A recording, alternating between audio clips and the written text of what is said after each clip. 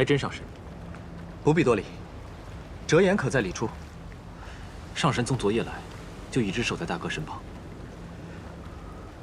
他从不会因此乱了方寸。我总觉得你大哥的病哪里不对，却又说不出来是什么问题。白真上神说的不错，不论从我大哥病的起因，还是到折颜上神的表现，都很是蹊跷。不说了，先带我进去。上神请。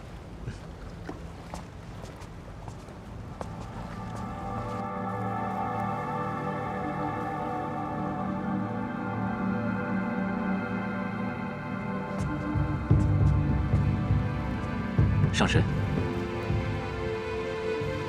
从昨夜来你就从未休息，可否需要我吩咐下去，准备休息的房间？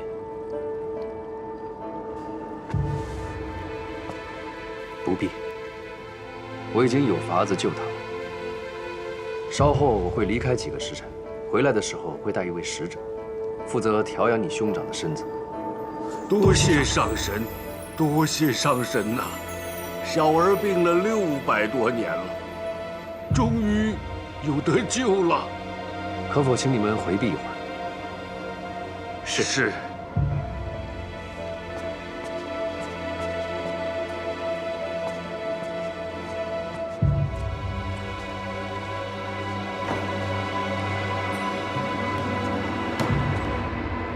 前日你离开，我想起你的神情和语态，总觉得有什么地方不妥。现在你又让他们都下去，难道你是有什么要紧的事要说？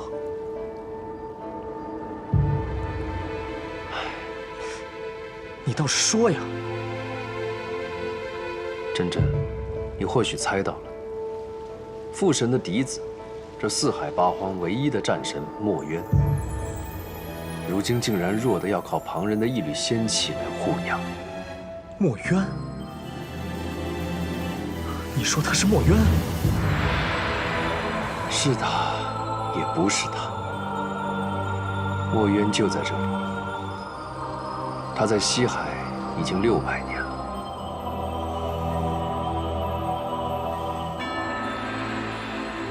你可知道，昆仑虚荒废7万年，你的16个弟子散落四海找寻你的下落。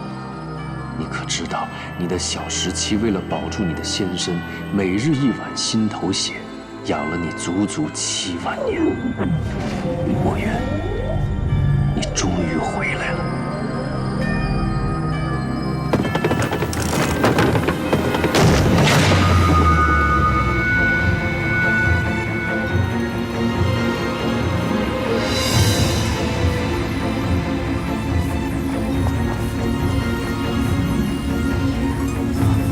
师傅，是你吗，师傅？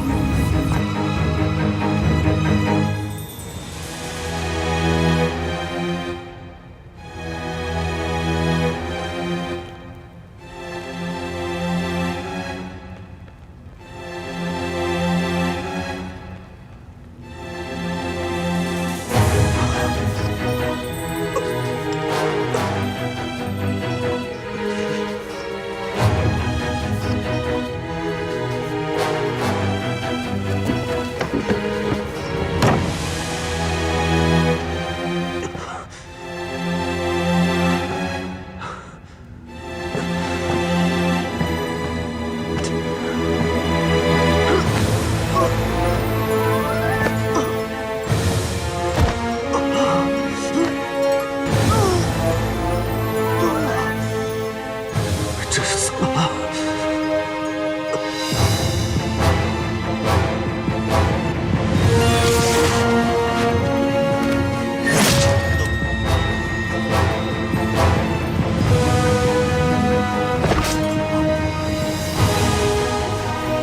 救师兄！等会儿，师父。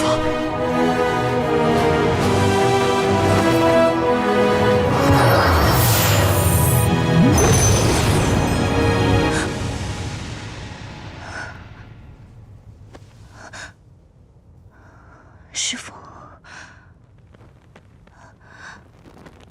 好久没有梦到弱水河一战了。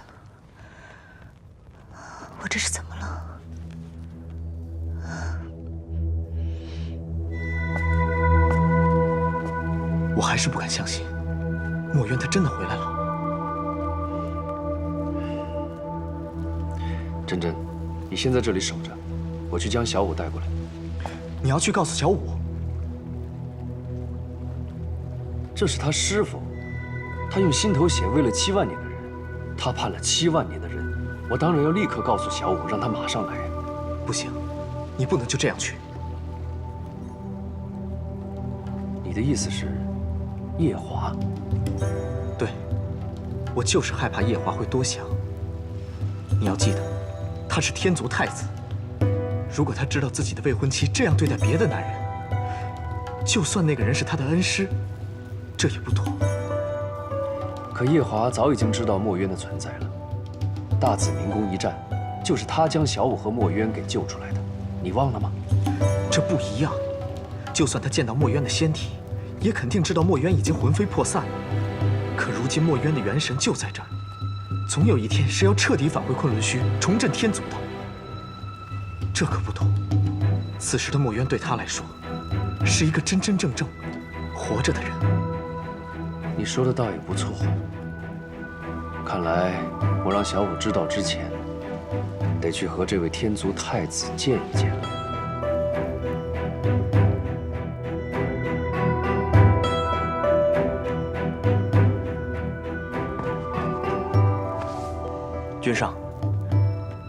君上为何今天脸色如此难看？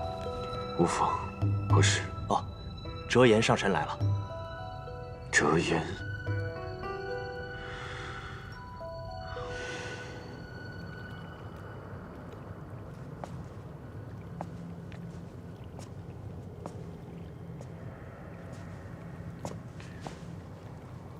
折颜上神。太子殿下，不知上神前来所为何事？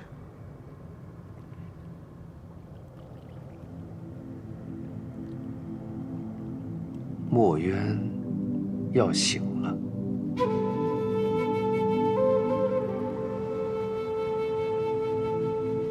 是吗？太子殿下难道就没什么想说的吗？没有。只是不知道什么时候能够醒。他如今借了西海大皇子的身体，正在慢慢的恢复元神。照眼下估计来看，大概还要7、8千年左右才能真正的回归到仙身。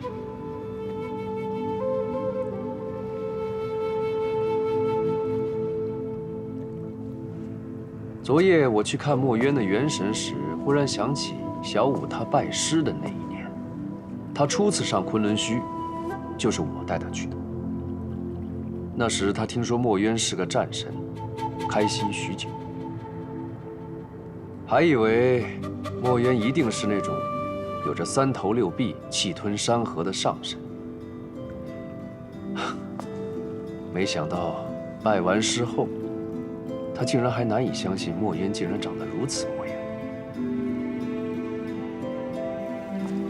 喂，你真没讹我啊？他真的是四海八荒唯一的战神墨渊啊！怎么，你都已经收了人家玉清昆仑扇了，也拜了师傅，难道后悔了？可他长得真的不像战神。我何处不像战神了？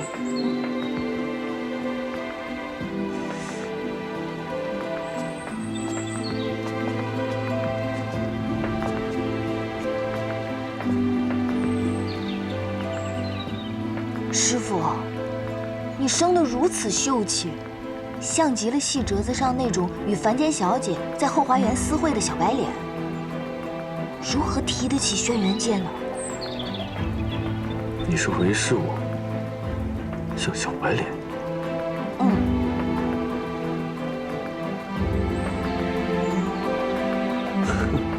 墨渊呐，墨渊，我这次真的送了你一个好徒弟，日后你可有的受了。哼。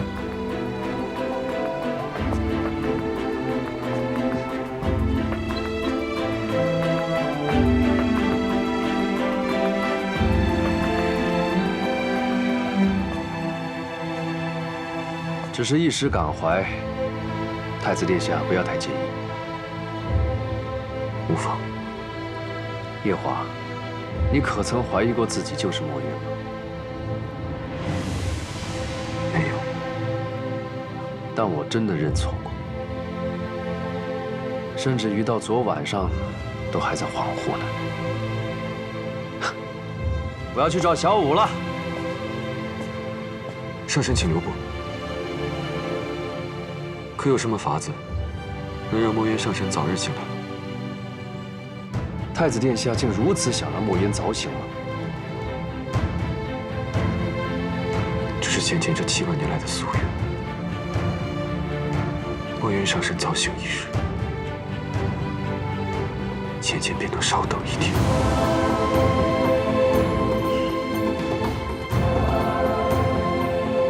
好，那我就坦白告诉你，如果想让墨渊早醒的话，首先我需要劫破灯。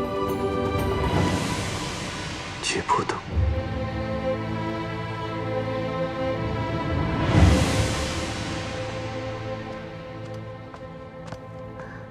上神醒了。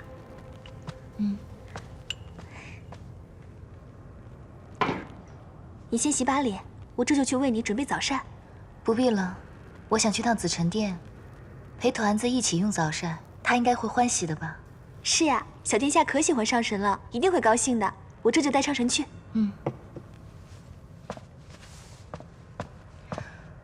罢了，我还是去上清静吧。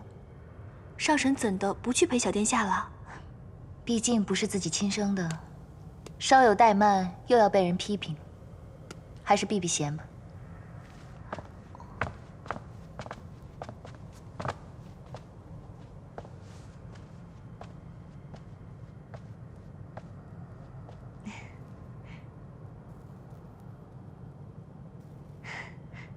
妹妹昨日一直在紫宸殿里陪乐须娘娘照顾小殿下，今晨终是脱身，便急匆匆地赶过来，特意想过来拜一拜姐姐。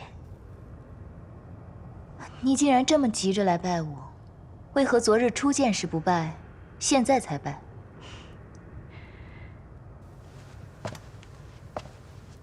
这天宫与别处有些个不同，若是一场慎重的参拜，必得收拾出合宜的礼度，方能显示出参拜者的虔诚。这按照天宫的规矩，姐姐方值天宫，妹妹便该来参拜的。只是这件大事，君上从来没同妹妹提起过。是以昨日初见，竟没能认出姐姐来，殿前失仪，倒让姐姐笑话了。此番妹妹来的这样迟，先给姐姐赔不是了。却是我初来乍到，不懂你们这天宫的规矩。听你这样说起来，倒还挺有趣的。那你便依着这规矩来拜我吧。方才妹妹已经拜过了呀。拜过了？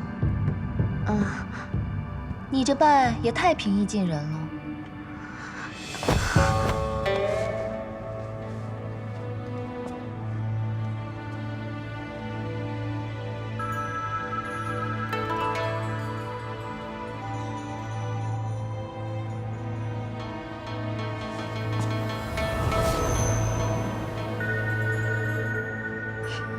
你这又是做什么？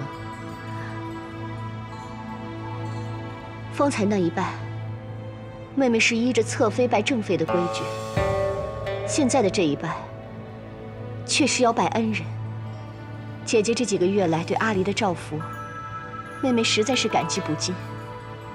阿离打小便失了母妃，因着姐姐的容貌，错将姐姐当成自己的娘亲。如此失礼，还望姐姐你能多担待些。担待倒不必，我很喜欢他。君上对阿离的母妃用情很深。当年阿离的母妃跳诛仙台，君上便跟着一同跳了下去。被折颜上神救回时，在紫宸殿一躺就是60多年。姐姐，你看，这一揽芳华丽满院的桃花，就是君上为了纪念阿离的母妃所种下的。君上这200多年来，没有一时是愉悦的。姐姐，你既然同阿离的母妃长得像，妹妹觉得这实在是个缘分。方才的这一拜，也是盼着姐姐你能够早日同君上成婚，以慰藉君上那颗已经死了一半的心。这侧妃倒真是机灵得很。这是要说我青丘白浅能得夜华如此倾心相待，只是因为和阿离娘亲长得很像。亏得我在凡界游荡时瞧了许多这样桥段的戏本子，方能入木3分地领会他这个话背后的意义。你既和我推心置腹地说了这么许多，我也应当同你讲几句心里话。姐姐请说。素锦，你心里所求的东西，并不是人人都想要的。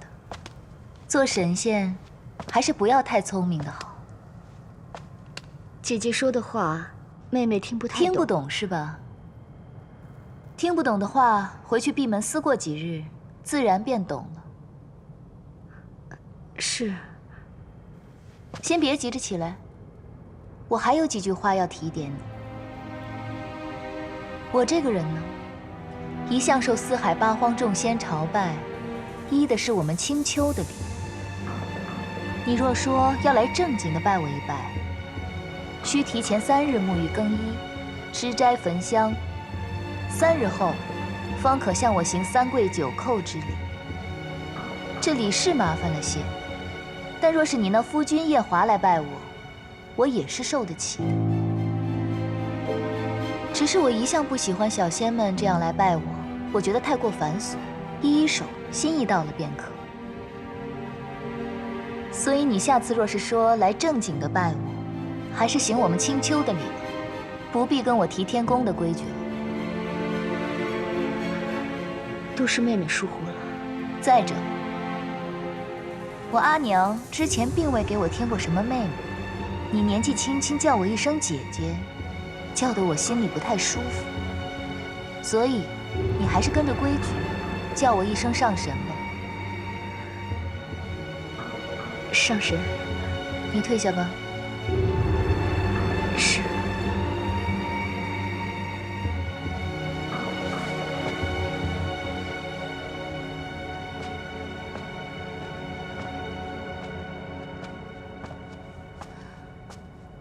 想不到夜华竟是这样的情种。当初他应该是爱团子娘爱得深切，若我推断的没错，团子娘应该是被这素锦逼得跳了诛仙台吧。以夜华的性子，怎么没将这素锦给劈了？上神料得不错，是劈过一回。你说什么？那时君上方醒过来，身上不济且万念俱灰，没有一丝活气息，整日只一个人关在殿中，连小殿下也不理。可不过2个月，天君便令一顶轿子将素锦娘娘抬进洗污宫。那一日，君上将一把冷箭刺入她的胸膛，天君及时赶来，将她救了回去。后来，他由天君保着，成功入了洗污宫。君上一直把他当成养着我家主子眼珠的一个罐子罢了。眼珠？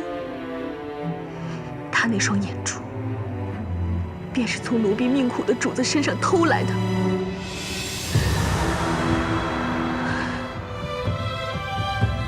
乐须娘娘说，君上以为将自己的心思瞒住，让9重天的人以为他不在意我家主子，便能保住我家主子的命。可他的心思瞒住了天上诸位神仙，也让我家主子心灰意冷，以为君上当真嫌弃了他，却没瞒过天君，终究还是要了主子的一条命。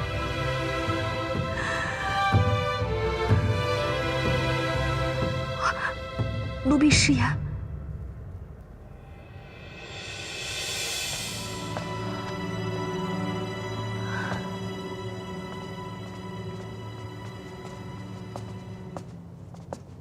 哲言，刚刚那个侧妃是不是看到了你，所以才行如此大礼？很多年没见你使小性子了，啊！今日我来听这墙角，却听得很有收获。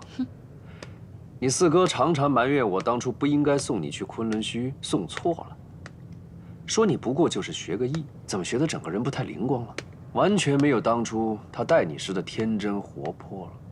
我已经14万岁了。要什么天真活泼？不过呢，夜华这侧妃确实不大合我意。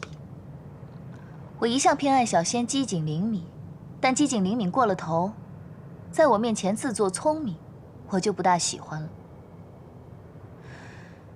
你此番前来，不会只是为了听我的墙角吧？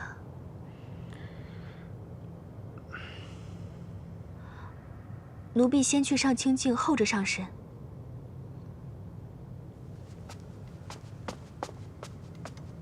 直言，300年前你就是这副神情，告诉我，师父兴许要回来了。当初我就空欢喜一场，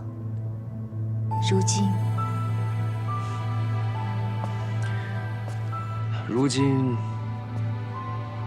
我告诉你，墨渊真的要回来了。你也不急吗？你当真不是在骗我？丫头，这次绝对不是骗你的。前些日子，我跟珍珍去了趟西海，办了一趟事情，在那里遇到了西海大皇子。那时候我就发现这西海大皇子身上的仙气很不一般，于是我就施了仙法，查探了一番。结果查探下来，竟被我发现他是2个人。醒着的那个是他自己，睡着的另一个如何？另一个便是你师父墨渊。你怎么知道的？你年少时也曾跟我学过这门法术。西海大皇子身上沉睡的另一个人，我随着他的源头追随过去，查出他是由一片一片破碎的灵力结合而成。试问这4海8荒，还有谁能够凭着虚无缥缈的灵力，将一个破碎不堪的人一片一片的重新结合起来？那也就是墨渊才有这个本事。再则，他是父神的嫡子，我是父神养大的。从小我们2个便在一起，他的仙气，我自然是熟悉得很。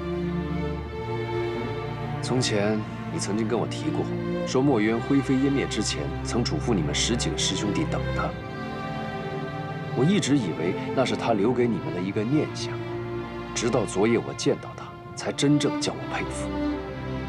墨渊这辈子从没让人失望过，这才是峥嵘男儿的本色。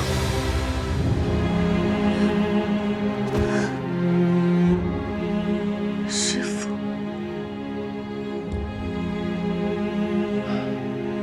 他花了7万年才到今日这个模样，如今还有一点散，需要借旁人的仙力继续调养。想必也是因为如此，墨渊才沉睡在西海大皇子的身体里，借以调养。只是不知，那西海大皇子可担得起师父？这西海大皇子的身体只不过普通尔尔，他一身的仙力，除了要供自己修养，还要来分散调养墨渊。日子久了，渐渐就把身体拖弱了。墨渊如果真的要醒来的话，恐怕还要7、8千年。只是，这师父为何要挑大皇子？墨渊选择西海大皇子，自然有他的道理。我还记得这西海大皇子年幼时曾经欠下墨渊一个恩情，此番就当是他报恩吧。何况这西海2皇子本来就是你大师兄，就当他哥哥替弟弟报了师恩。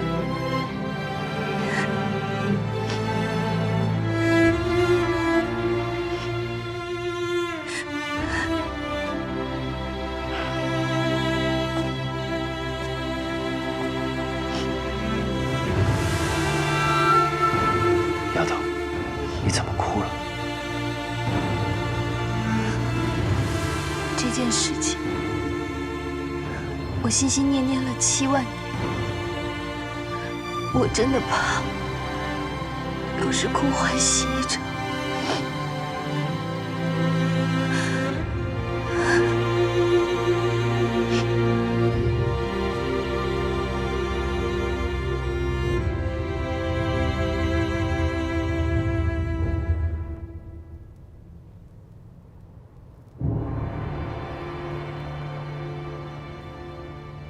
方才你恨不得捏朵云彩，立即奔向西海，怎么眼下又如此磨蹭呢？方才听完你说的这番话，我实在没办法好好的待在这9重天了。就算师父还没有醒过来，我也想去看一看他。只怕你突然离开，没法对你未来的夫婿交代。来这上清净疗伤，我终归欠他人情。若是不告而别，显得我没度量；若是去告别一番，罢了。夜华君，多谢这几日的招待。芊芊，你真的要离开我了吗？上神留下这一封信就走了。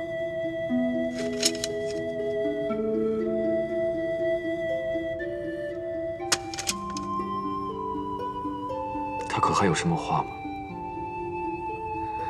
一句话也没有，看上去应该是家里出了什么要紧事，红肿着一双眼睛，也来不及看眼小殿下就走了。去吧。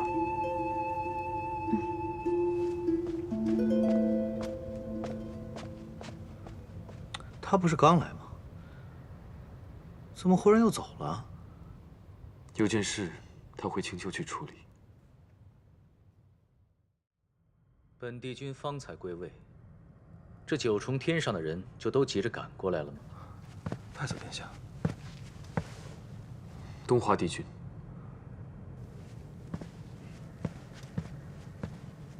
太子殿下，请。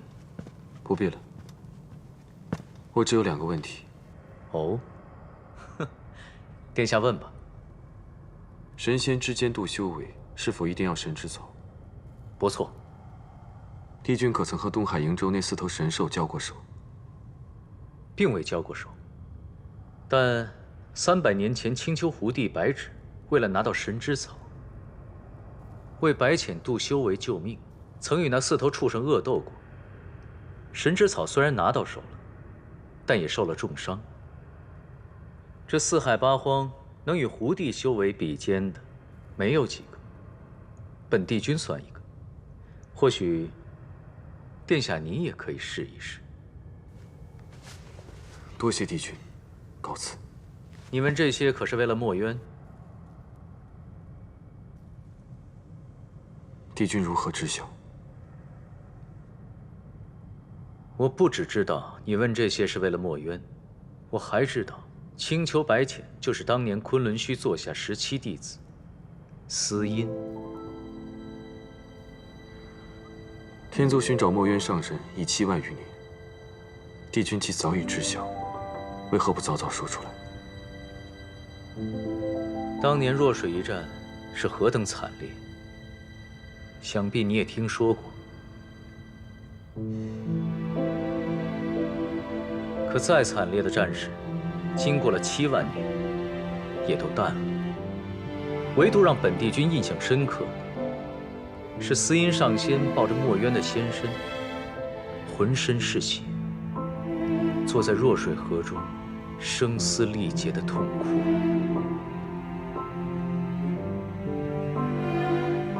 那时本帝君还不曾尝过什么是人生6苦，自然看不懂司音上仙所作所为的意义，只是觉得他身为昆仑虚弟子，修为不够，徒增烦恼。后来又听说，司音和墨渊的仙身消失无踪，也颇觉得好笑，觉得这位昆仑虚弟子太执着生死，并不像修道的仙人。没想到今时今日，本帝君反倒有些理解了。看来这下凡历劫一趟，还是有所收获的。帝君明白了什么？墨渊死就死了，受不受香火又能如何？他生前最宠爱的弟子就是司音，死后葬在司音的家乡，日日与司音相伴，一定会比葬在无望海好上许多。你说是吗？本君不是墨渊上神，自然不知他如何想的。本君还有要事处理，先告辞。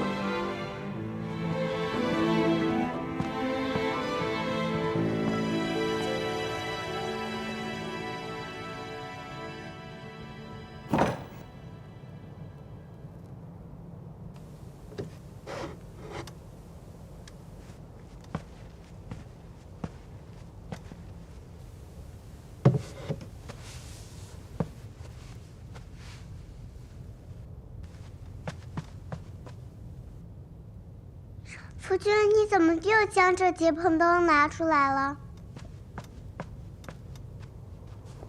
你当初不是说这灯一直燃着，娘亲就会回来吗？如今娘亲已经回来了，这灯还有什么用吗？夫君得将这灯送到一个地方，有人等着用的。那夫君快去快去，要用灯的人一定等得很着急。夫君送完灯能去找娘亲吗？阿丽，你的娘亲是青丘女帝，她有很多重要的事情要处理，不可能日日陪你在天上。阿丽明白，只是阿丽好想念娘亲。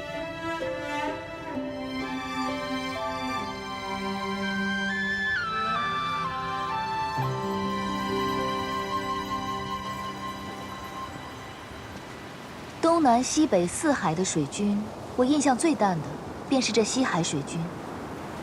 当初与大师兄闲聊时，他说从他爷爷那一辈开始，近2代的西海水军都为人十分低调，才令得西海一族在四海八荒都没有存在感。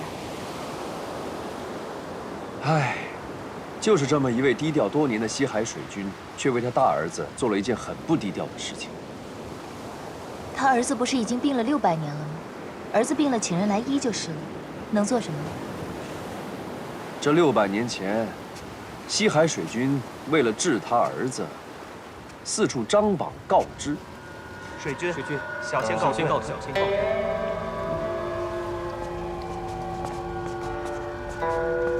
海将军，水军，马上派人张贴告示，告诉天下人，有谁能治好小儿之病，本军有重重赏赐。是。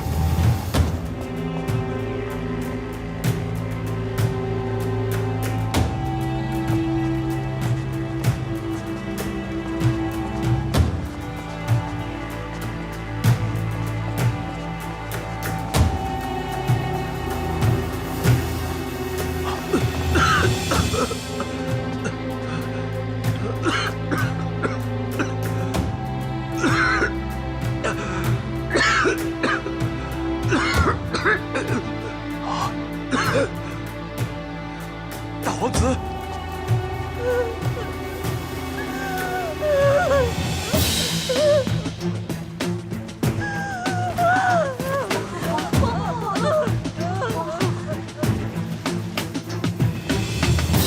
快点，迅速将榜文昭告四海八荒。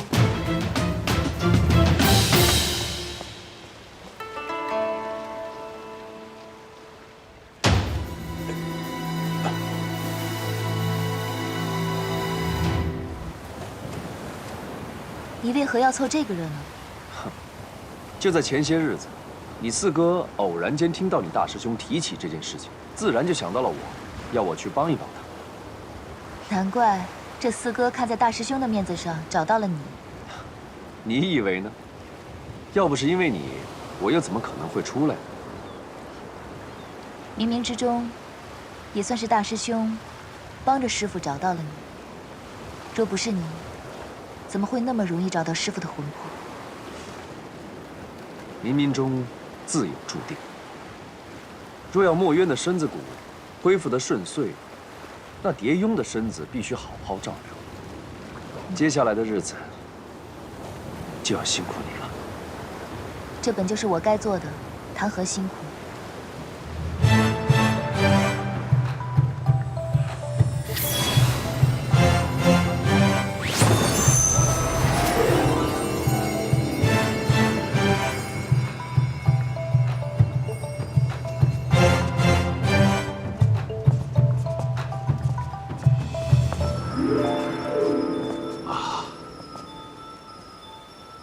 上神走时说要带位仙使来，没想到这么快就到了。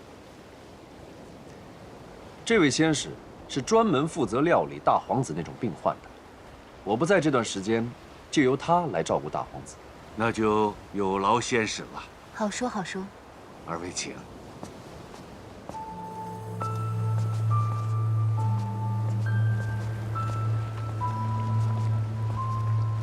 二位上神。前面就是小儿所住的福音殿了。不妥。仙使，什么不妥？莫非对小儿的病有什么？回水君，小仙只是想到一件事情，非常紧急。啊，但说无妨。是这样的，小仙方才想到，调养之事需要十分的清静，可否方便水君立个规矩，从明日起，包括水君本人，不要靠近这里。好，夫人，你先回宫，我独自带二位上神入殿就行了。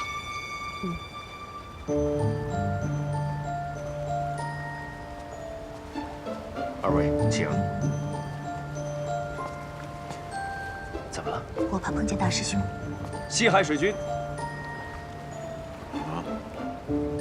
不知二皇子现在身在何处呢？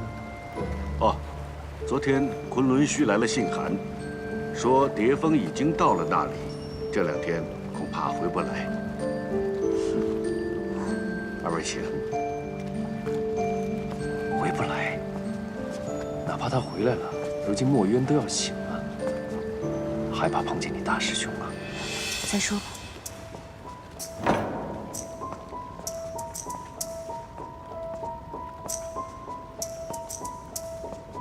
请。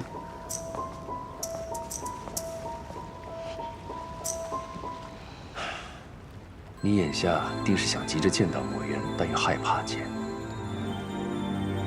去吧，你都等了7万年了。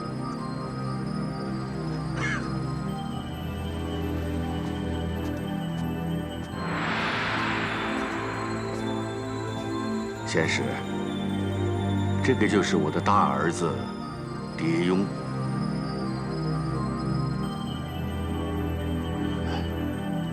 蝶雍，立在你面前的这位锐气千条的仙使，便正是折颜上神座下守五区一指的弟子。今后，你的几百年不遇的顽疾，便全权仰仗这位仙使来打理了。多谢仙使。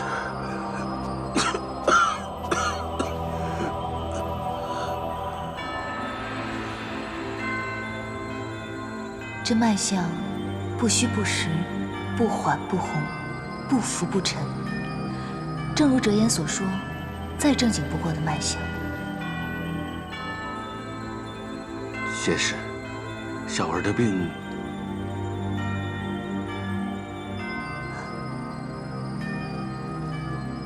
有劳水君去殿外面等等我，我等一下要使用仙法，探究一下大皇子的病根。这仙法需要清静。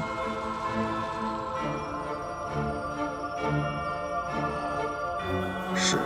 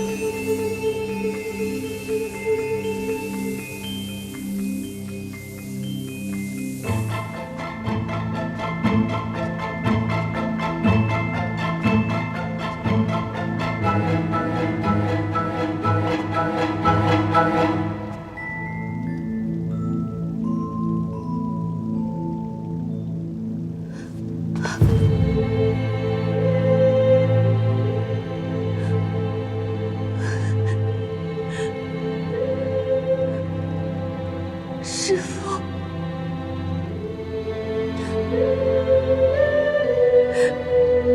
之前就听哲言说过，师父您在这。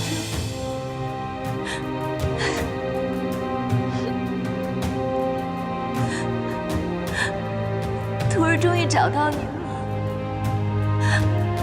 徒儿来晚了，师父。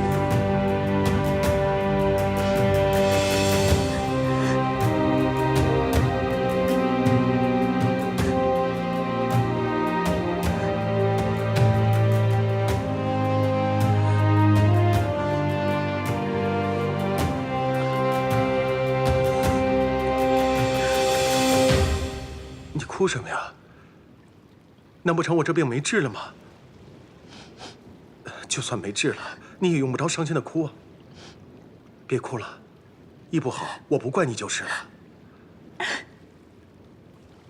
我是喜极而泣。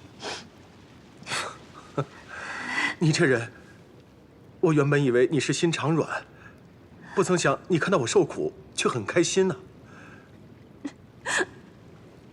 也没有多开心。大皇子，还是早点歇息吧。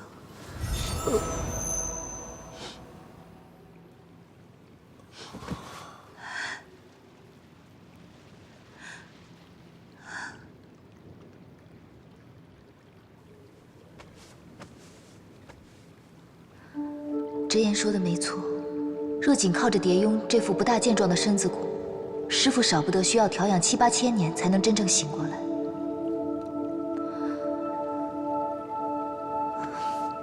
不过，若能借得天族的劫魄灯一用，再将我身上这14万年的修为渡他一半，便能助师父早日醒来。看来，还是要回一趟九重天，亲自见见天君了。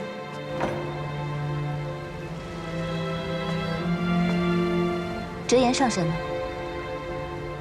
哲言上神说有些要紧事要处理，让仙使先留在西海，明日便回来。那你们水军呢？方才有贵客至，水军前去大殿迎接贵客了。若是些微小事，仙使尽管吩咐婢子们就是。那去迎客大殿，带我去见你们水军吧。其他人留下照顾大皇子吧。是。仙使，请随我来。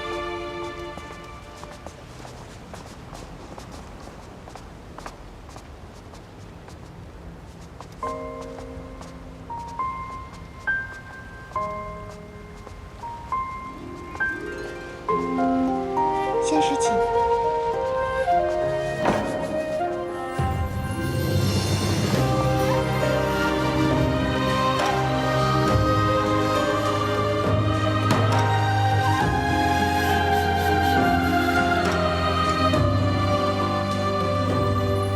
阿丽不是你带大的，所以你就一直将她当成祭子看待。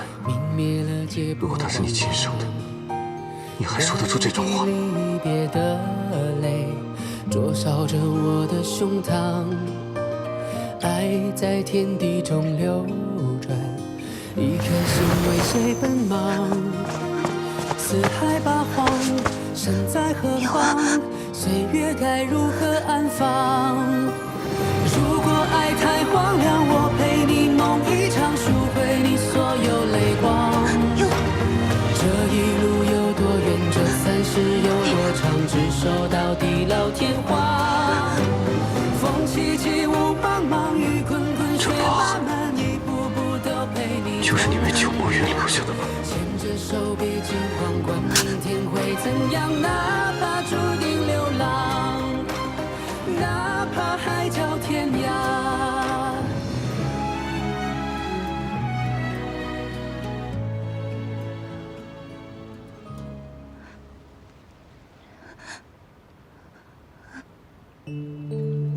白起，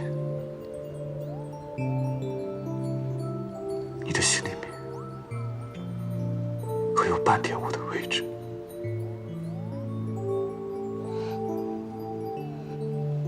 你等了他7万年，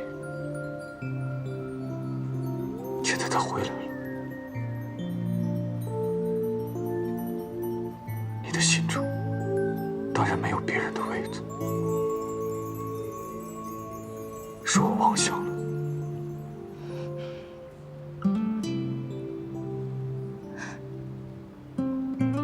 你说的这个人，可是我师父。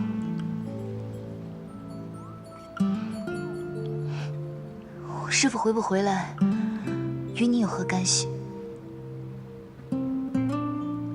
而且师父的事情，仅有我、四哥还有折颜知道。你是怎么会知道的？是折颜告诉我的。我还知道，你为了让他早日醒来，需要解破灯。告诉我，你拿了解破灯之后，还准备要做什么？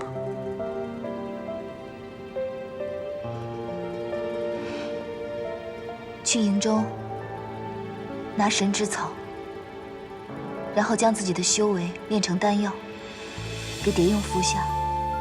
不出3个月，我师父便能醒过来了。你疯了！你以为凭你自己的力量，就能轻易取得神之草吗？无论如何，我也要取到那神之草。我知道，看守神之草的4头凶兽异常凶狠。当年，就算是我阿爹去，也弄得伤痕累累。即便如此，你还是要去吗？我当然要去啊！为了他，你连自己的命都不要了吗？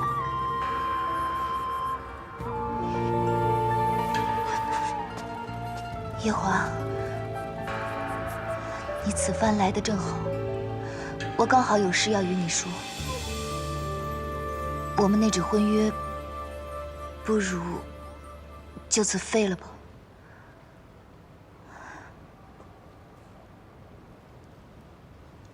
你说什么？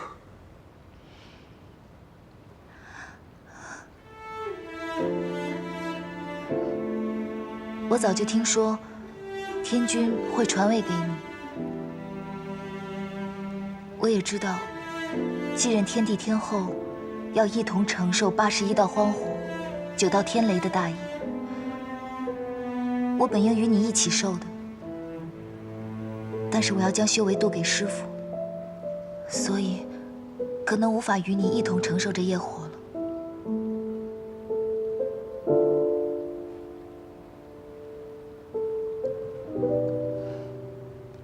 其实当初，你我本没有什么干系的，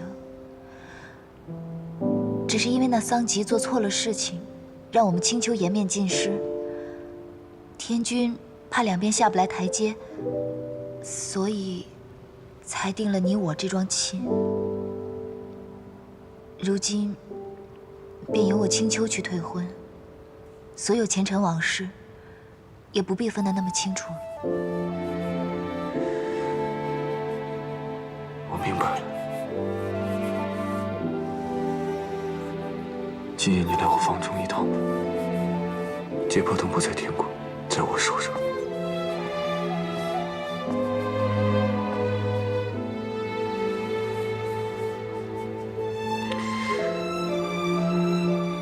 原来真的只是我在妄想。可是我欠了你多少，你又欠了我多少？怕是早已乱成一团，理不清。